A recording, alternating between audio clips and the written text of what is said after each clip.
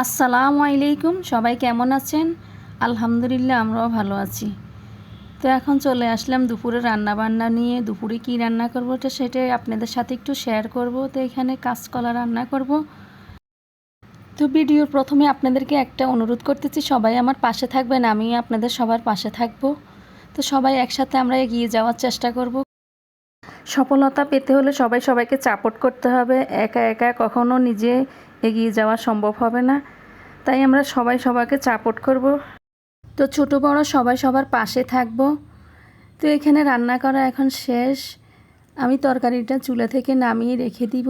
তারপর ঢাকনাটা সরিয়ে দেখি কলাগুলো অনেক সুন্দর কালার আসলো।